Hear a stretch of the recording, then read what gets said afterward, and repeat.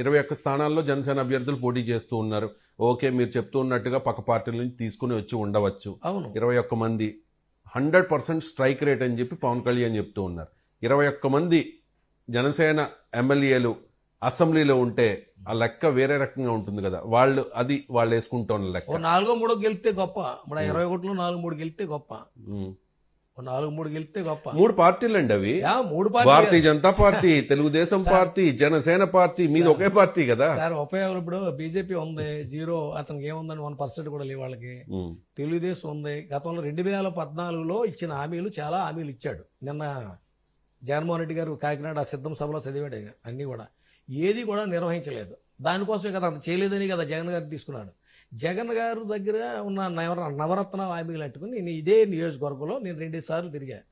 ఆ నవరత్నాలు అన్నీ కూడా అమలు చేశాడు జగన్ గారు. ప్రతి ఇంటికి కూడా ప్రతి ఒక్కటే ఆయన చెప్పింది ప్రతి ఒక్కటి కూడా అమలు చేశాడు. ఏదన్నా ఉంటే ఏదన్నా ఏమైనా తప్పితే తప్పొచ్చు చెప్పు తప్ప ప్రజలకు కావాల్సింది ఏంటి? ఓ సర్టిఫికేట్ కావాలంటే సర్టిఫికేట్ ఇంటికాడికి వచ్చి చెప్తున్నారు. ఒక క్యాస్ట్ సర్టిఫికేట్ కావాలి, ఒక ఇన్కమ్ సర్టిఫికేట్ కావాలి. ఎవడో ఆఫీస్కి వెళ్ళలేదు. ఆ వాలంటీర్ ద్వారా అది రాసుకొని అది పట్టుకొచ్చేసి మళ్ళీ ఇంటికి ఇచ్చేస్తున్నాడు. రోడ్లు ఎలా ఉన్నాయండి? రోడ్లు బాగానే ఉన్నాయి. మొన్నటి మీద ఇప్పుడు చాలా బెటర్గా ఉన్నాయి. మొన్న అయితే కొంత ముందు ఇబ్బందికరంగా ఉన్నాయి, కానీ ఇప్పుడు ఒక సంవత్సరం 6 నెలల నుంచి అయితే మాత్రం చాలా బెటర్గా ఉన్నాయి. జనసేన పార్టీని ముమ్మడివారం నేను వస్తూ ఉన్నాను, అందువే చూశాను రోడ్లు ఏ రకంగా ఉన్నాయో. రోడ్లు బాగాలేదు. ఎక్కడ చూసారు?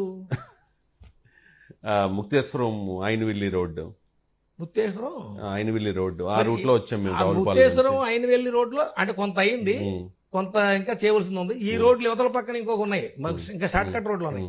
ఆ రోడ్లన్నీ బ్రహ్మాండంగా ఉన్నాయి. నేను ఎందుకు రోడ్ల విషయం ప్రస్తావించానంటే, ప్రజలకు కావాల్సింది మౌలిక సదుపాయాలు, రోడ్లు, డ్రైనేజీ వ్యవస్థ, మంచినీరు, ఇంకా ఇవన్నీ కూడా వాళ్ళని సంతృప్తిపరిచే. అంటే ఒక ప్రభుత్వం మళ్ళీ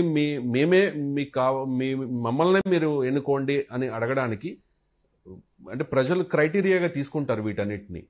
దాంతోపాటుగా 2019 ఎన్నికల మేనిఫెస్టోలో మీరు ఇచ్చిన హామీలు చాలా ఉన్నాయి. 95% అని చెప్పి పైకి మీరు చెప్తున్నప్పటికీ మద్యపాన నిషేధం కాస్త మద్యపాన నియంత్రణ అయిపోయింది. అది అమలు కాలేదు. ఇప్పటి వరకు అమలు అవుతుందా అంటే లేదు. అది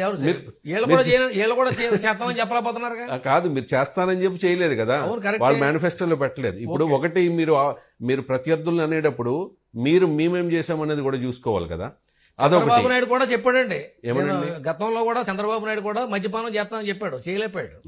అందుకే ఆయన్ని 23కి పరిమితం చేశారు. అది ఇప్పుడు మద్యపానం అనేది అది కొంచెం బ్రాండ్ అనేది కొంచెం ఆరోగ్యాలు ఇబ్బంది పడకుండా చేయాలనే కార్యక్రమం చేయాలి తప్ప ఏ ప్రభుత్వం అయినా మద్యపానం నిషేధం అంటే అది జరిగే పని కాదు. చంద్రబాబు నాయుడు గారు ఏం చెప్తూ ఉన్నారంటే, మేము అధికారంలోకి వచ్చిన తర్వాత నాణ్య